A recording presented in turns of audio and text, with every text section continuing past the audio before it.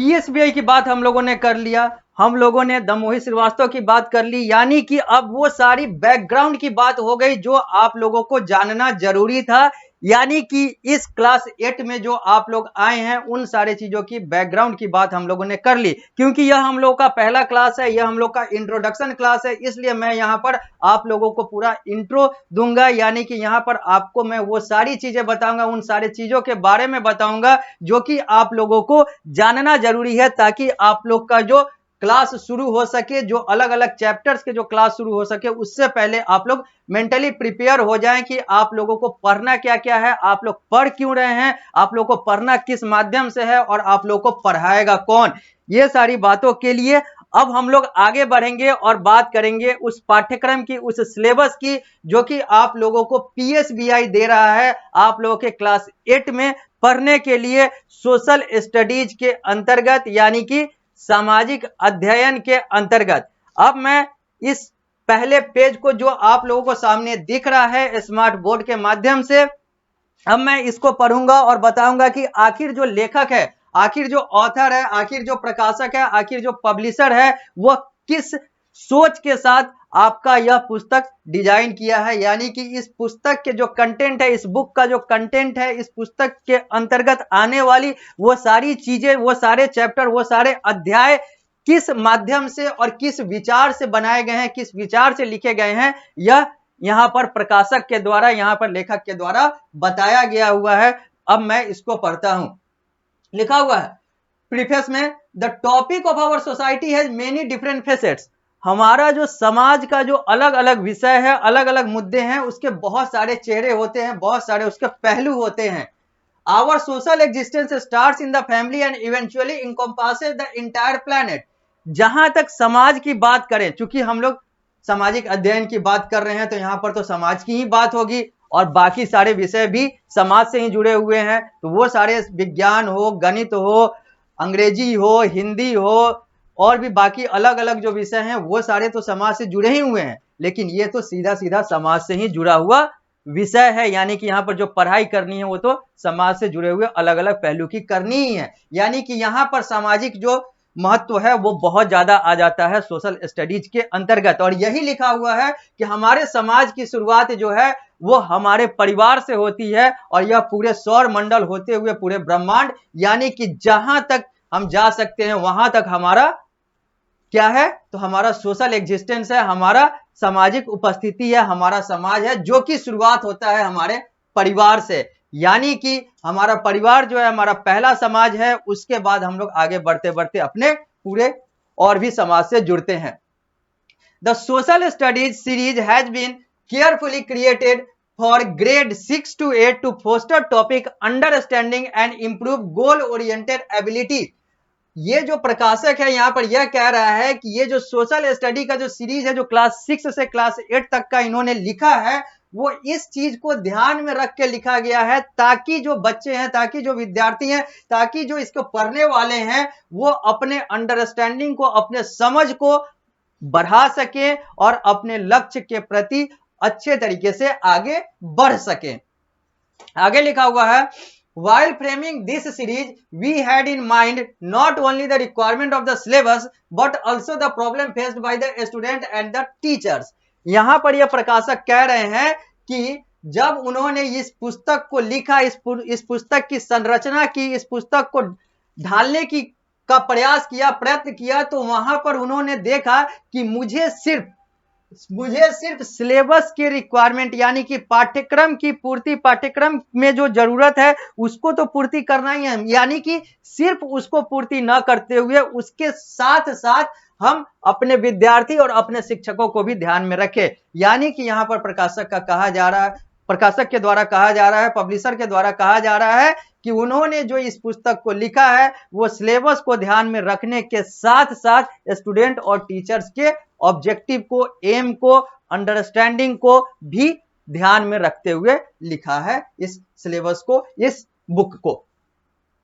Keeping this in mind we have incorporated the key feature of this series. और इन सारी चीजों को ध्यान में रखते हुए, यानी कि सिलेबस, स्टूडेंट, टीचर, इन्वायरमेंट, इन सारी चीजों को ध्यान में रखते हुए यहां पर जो प्रकाशक है वो कह रहे हैं कि मैंने इन सारे चीजों को अपने पुस्तक में अपने अलग अलग चैप्टर्स में जोड़ा है, सम्मिलित किया है, इंक्लूड किया है।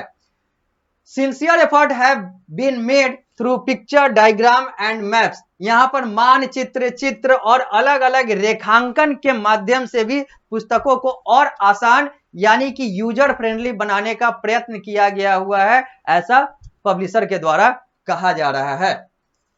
अब ये कौन कौन से फीचर हैं जो इन्होंने कहा है कि मैंने इसमें रखा है ताकि पुस्तक जो है और ज्यादा यूजर फ्रेंडली हो सके, टीचर फ्रेंडली हो सके, स्टूडेंट फ्रेंडली हो सके, साथ ही साथ सिलेबस भी आसानी से समझ में आ सके, कंप्लीट हो सके। तो पहला है की हाईलाइट, यानी कि पूरे चैप्टर का जो हाईलाइट है कि आगे आप लोगों को पढ़ना क्या क्या है, इन सारे चीजों को एक जगह लिखा गया हुआ है सारे चैप्टर में। लेट्स स्टार्ट करके एक कॉलम है जहां पर चैप्टर को आगे बढ़ाने के लिए कैसे स्टार्ट किया जाए, कैसे उसको ध्यान में रख के आगे पढ़ा जाए, इसके बारे में लेट्स स्टार्ट वाले सेगमेंट में आप देखेंगे। फैक्ट फाइल में जो यूनिक फैक्ट हैं, जो ऐसी जो तथ्य हैं जो आप लोगों को जानना जरूरी है, जो शायद आप न जानते हो, उन सारे चीजों को यहां पर फैक्ट फाइल में बताया गया है ताकि लर्नर यानी कि टीचर और स्टूडेंट, बेसिकली स्टूडेंट के अंदर वो जिज्ञासा, वो उत्सुकता पैदा हो सके और जो उत्सुकता है उसकी पूर्ति की जा सके। लेट्स थिंक वाले सेगमेंट में आप लोगों के सोशियो इमोशनल इंटेलिजेंस और कंसेप्चुअल और क्रिएटिव थिंकिंग को बढ़ाने का प्रयत्न किया गया हुआ है। यानी कि सोशियो इमोशनल का मतलब क्या हो गया, सामाजिक और जो मानसिक जो आप लोगों का जो बुद्धिमत्ता है उसको बढ़ाने की बात की गई है लेट्स थिंक वाले सेगमेंट में।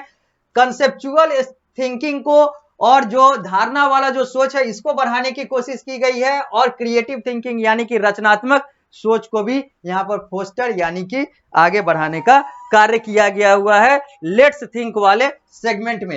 एक सेगमेंट जो प्रकाशक के द्वारा दिया गया हुआ है वो वर्ड ट्रीजर का है, यानी कि यहां पर आप लोगों को अलग अलग शब्दों के मीनिंग बताए गए हैं जो लगता है प्रकाशक को कि ये चीजें जानना जरूरी है, जो शायद हमारे लर्नर न जानते हो। वर्ड बैंक है वो। अगला है well developed exercises ensure that the learner can understand the concept of the chapter. यहां पर आपको मल्टीपल चॉइस क्वेश्चन, बहुविकल्पीय प्रश्न, सही गलत यानी कि ट्रू फॉल्स, रिक्त स्थान की पूर्ति करना यानी कि fill in the blanks, short answer type question, long answer type question, ये सारे जो है संक्षिप्त प्रश्न और जो विस्तृत प्रश्न है, ये सारे चीज जो है ये भी दिए गए हुए हैं ताकि जो आप लोग चैप्टर पढ़े हैं उसकी जांच हो सके कि आप लोग कितना उसको समझे हैं इस प्रश्न के माध्यम से।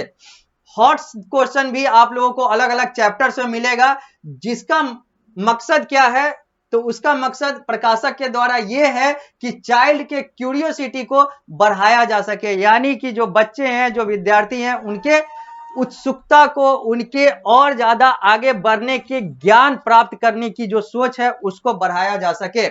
जबकि वैल्यू बेस्ड वाले सेगमेंट में आप लोगों को दयालु बनाना, मित्रवत बनाना यानी कि फ्रेंडशिप को बढ़ाना, काइंडनेस को बढ़ाना, किसी भी चीज के प्रति समर्पित होना यानी कि डिवोशन की बात करना, किसी भी चीज में ईमानदारी यानी कि ऑनेस्टी, पैट्रियोटिज्म यानी कि देशभक्ति, यूनिटी यानी कि एकता, टीम वर्क यानी कि समूह में कार्य करना, इक्वलिटी यानी कि समानता, करेज यानी कि साहस, डिटर्मिनेशन यानी कि किसी भी चीज के प्रति दृढ़ निश्चय, इसके अलावा हार्मनी, लव, ये सारी चीजों को बढ़ाने के लिए ये वाला जो सेगमेंट है, वैल्यू बेस्ड सेगमेंट है, ये आपको अलग अलग चैप्टर्स में मिलेगा। इसके बाद एक्टिविटी जोन भी दिया गया हुआ है, जहां पर प्रकाशक कहता है, प्रकाशक कहते हैं, प्रकाशक कहती है, जो भी हो प्रकाशक का यहां पर कहना है कि इस एक्टिविटी जोन के माध्यम से मैं अपने लर्नर के एक्टिविटी यानी कि वो सारे कार्यों को और उन सारे कार्यों के समझ को बढ़ाना चाहता हूं जो वो प्रैक्टिकली करें। यानी कि यहां पर एक्टिविटी करके अलग अलग कार्य, अलग अलग क्रिएटिव एक्टिविटी, ये सारा कुछ कराकर ये जो प्रकाशक है अपने लर्नर को, अपने लर्नर के नॉलेज को इनहांस करने का प्रयास कर रहा है। लेट्स समराइज वाले सेगमेंट में पूरे चैप्टर को वन शॉट में यानी कि एक कुछ पंक्तियों में यानी कि 2-3 सेंटेंस में या फिर कह लें तो 2-3 वाक्य में पूरा समअप करने का कार्य किया गया हुआ लेट्स समराइज वाले सेगमेंट में। यानी कि ये सारे सेगमेंट हैं जो आप लोगों को अलग अलग चैप्टर्स में मिलेंगे, जिसमें की highlight, let's start, fact file, let's think, what reserve, well developed exercises, hot questions, value based questions, activity zone और लेट्स समराइज करके ये सारा कुछ यहां पर लिखा हुआ है। अब आगे लिखा हुआ है पब्लिशर के द्वारा, एक लाइन दो लाइन और लिखा हुआ है, यहां पर लिखा हुआ है We have tried to present the series in a creative way and our aim is served when it meets the requirement of our student and teacher। यहां पर पब्लिशर ये कह रहे हैं, यानी कि प्रकाशक के द्वारा ये कहा जा रहा है कि उन्होंने इस पुस्तक को बहुत ही रचनात्मक तरीके से लिखा है, बनाया है, ढाला है, ताकि वो अपने स्टूडेंट और अपने टीचर, अपने विद्यार्थी और अपने शिक्षकों के रिक्वायरमेंट को फुलफिल कर सके, रिक्वायरमेंट को मीट कर सके, रिक्वायरमेंट की पूर्ति कर सके, यानी कि आवश्यकता की पूर्ति कर सके।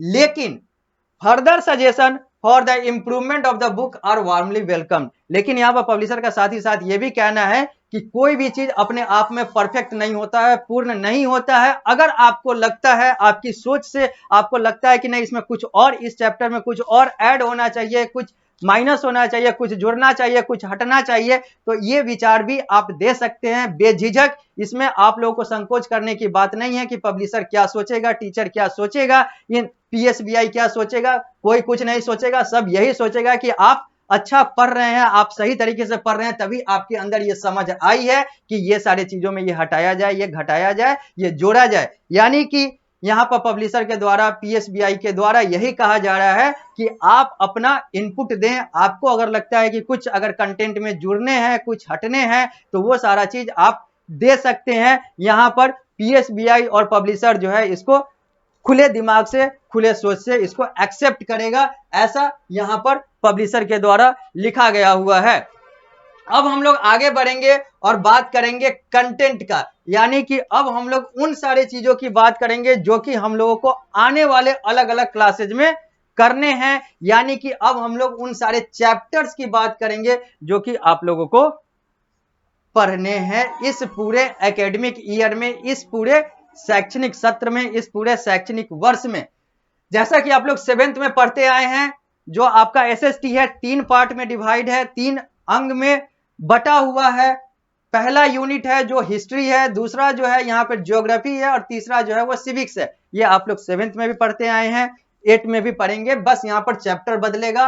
हिस्ट्री, ज्योग्राफी और सिविक्स तीनों मिलाकर आप लोगों को इस पूरे एकेडमिक ईयर में, यानी कि क्लास 8 में आप लोगों को 23 चैप्टर पढ़ने हैं। 23 चैप्टर्स जो हैं वो आप लोगों को मिला है पीएसबीआई के अकॉर्डिंग पढ़ने के लिए इस एसएसटी के अंतर्गत, जिसमें पहला 12 चैप्टर जो है वो हिस्ट्री का है, उसके बाद 13 से 19 यानी कि बाकी के जो 7 चैप्टर हैं वो ज्योग्राफी यानी कि भूगोल के हैं, और 20 से 23 यानी कि अंतिम का जो 4 चैप्टर है वो नागरिक शास्त्र यानी कि सिविक्स का है। और यही सारी चीजों की पढ़ाई मैं आप लोगों को कराऊंगा इस पूरे एसएसटी में। तो अब बात कर लेते हैं कौन कौन से चैप्टर हैं और इसमें क्या क्या आप लोगों को पढ़ना है। ये सारी चीजें हम लोग आने वाले क्लास में करेंगे ही। क्योंकि ये इंट्रोडक्शन है तो मैं यहाँ पर सारे चैप्टर को एक बार पढ़ देता हूं कि आप लोगों को पढ़ना क्या क्या है। History chapter 1, SST chapter 1, where, when and how. यहां पर आपको वेयर, वेन एंड हाउ पढ़ना है, जो कि पेज नंबर 5 से लेकर पेज नंबर 11 तक आएगा। चैप्टर 2 हिस्ट्री का या फिर चैप्टर 2 एसएसटी की बात करें तो establishment and expansion of British rule in India, ये पेज नंबर 12 से लेकर पेज नंबर 26 तक चलेगा। इसके बाद चैप्टर 3 आएगा हिस्ट्री का या फिर एसएसटी का कह लें, rural life and society, page number 27 से पेज नंबर 33 तक। चैप्टर 4 जो है एसएसटी का और हिस्ट्री का वो है कोलोनलिज्म एंड ट्राइबल सोसाइटी, जो पेज नंबर 34 से लेकर पेज नंबर 42 तक आएगा। Indian craft and industry in the 19th century, ये पेज नंबर 43 से लेकर पेज नंबर 52 तक आएगा। ये चैप्टर नंबर 5 है, अध्याय संख्या 5 है आप लोगों के इतिहास का, आप लोगों के सामाजिक अध्ययन का। जबकि द रिवॉल्ट ऑफ 1857 या आप लोग को चैप्टर नंबर 6 के तहत पढ़ना है हिस्ट्री में और एसएसटी में, जो कि पृष्ठ संख्या 53 से शुरू होगा और पृष्ठ संख्या 63 तक जाएगा। जबकि पृष्ठ संख्या 64 से 74 तक जाने वाला जो चैप्टर है वो chapter number 7 women and reform है, ये आप लोग के हिस्ट्री का चैप्टर नंबर 7 और एसएसटी का चैप्टर नंबर 7 है। जबकि चैप्टर नंबर 8 जो है हिस्ट्री का और एसएसटी का, वो कहता है चैलेंजिंग या फिर challenges in the caste system या फिर चैलेंजिंग द कास्ट सिस्टम। ये जो है ये पेज नंबर 75 से लेकर पेज नंबर 82 तक आएगा, chapter number 8। Chapter number 9 SST का और हिस्ट्री का कोलोनलिज्म एंड अर्बन चेंज, ये पेज नंबर 83 से लेकर पेज नंबर 89 तक आएगा, यह चैप्टर नंबर 9 है। जबकि चैप्टर नंबर 10 एसएसटी का और हिस्ट्री का कहता है कि आप लोगों को पढ़ना है changes in the art, painting, literature and architecture, यानी कि चेंजेज इन द आर्ट्स आप लोगों को पढ़ने हैं, जिसमें पेंटिंग, लिटरेचर और आर्किटेक्चर जैसे 3 आर्टों की पढ़ाई आप लोगों को, 3 कलाओं की पढ़ाई आप लोगों को करने हैं, जो कि पृष्ठ संख्या 90 से शुरू होते हुए पृष्ठ संख्या 97 तक जाता है। चैप्टर नंबर 10 है आप लोगों के इतिहास का, सामाजिक अध्ययन का। जबकि चैप्टर नंबर 11 जो है आप लोगों के इतिहास का और सामाजिक अध्ययन का, वो पेज नंबर 98 से शुरू होकर पेज नंबर 108 तक जाता है, जो कि द नेशनलिस्ट मूवमेंट है, आप लोगों को पढ़ना है 1885 से लेकर 1918 तक का जो नेशनलिस्ट मूवमेंट भारत का हुआ था, यानी कि इंडियन नेशनलिस्ट मूवमेंट, भारतीय जो क्रांति हुई थी, उन सारी चीजों की बात हम लोग यहां पर करेंगे। जबकि चैप्टर नंबर 12 यानी कि हिस्ट्री का चैप्टर नंबर 12 और एसएसटी का चैप्टर नंबर 12, हिस्ट्री का यह चैप्टर अंतिम है, चैप्टर नंबर 12 है, ये आप लोगों को द इंडियन नेशनल मूवमेंट 1919 से 1947 के बीच का पढ़ना है, जो कि पेज नंबर 109 से लेकर पेज नंबर 125 तक चलता है। यहां पर ध्यान दें, चैप्टर 11 और चैप्टर 12 में थोड़ा सा अंतर है। चैप्टर नंबर 11 जो है वो द नेशनलिस्ट मूवमेंट है 1885 से लेकर 1918 तक, जबकि चैप्टर नंबर 12 जो है वो इंडियन नेशनल मूवमेंट है 1919 से लेकर 1947 तक, यानी कि 1918 पर चैप्टर 11 खत्म हो रहा है और 1919 से चैप्टर 12 शुरू हो रहा है, जो कि खत्म हो रहा है भारतीय स्वतंत्रता वर्ष यानी कि 1947। 1919 से 1947 वाला जो इंडियन नेशनल मूवमेंट है वो चैप्टर 12 में आप लोगों को पढ़ना है, जबकि 1885 से 1918 वाला जो इंडियन नेशनल मूवमेंट या फिर द नेशनलिस्ट मूवमेंट कह लें, वो चैप्टर नंबर 11 पे आप लोगों को पढ़ना है। 11 पेज नंबर 98 से 108 तक, जबकि 12 पेज नंबर 109 से लेकर 125 तक। इसी के साथ, इस 12 चैप्टर के साथ हमारा हिस्ट्री खत्म हो जाएगा। अब हम लोग आते हैं चैप्टर नंबर 13 यानी कि एसएसटी का चैप्टर नंबर 13 और भूगोल का, ज्योग्राफी का chapter number 1। Chapter number 13 SST का और chapter number 1 history, chapter number 1 geography का, जहां पर आप लोगों को पढ़ना है रिसोर्सेज के बारे में। यह पेज नंबर 126 से लेकर पेज नंबर 131 तक आएगा। जबकि चैप्टर नंबर 14 एसएसटी का और चैप्टर नंबर 2 ज्योग्राफी का लैंड एंड सॉइल रिसोर्सेज, ये पेज नंबर 132 से लेकर पेज नंबर 140 तक जाएगा।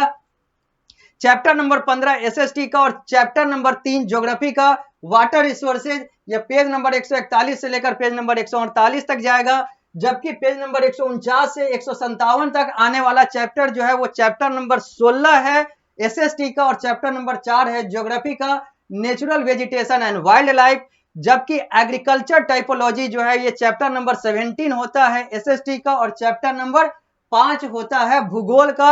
यह आप लोग को पृष्ठ संख्या 158 से लेकर पृष्ठ संख्या 164 तक पढ़ने हैं। जबकि चैप्टर नंबर 18 एसएसटी का या फिर कह लें तो ज्योग्राफी का चैप्टर नंबर 6, ये है इंपॉर्टेंट क्रॉप्स, जो कि आप लोगों को पढ़ाई करनी है पेज नंबर 165 से लेकर पेज नंबर 173 तक।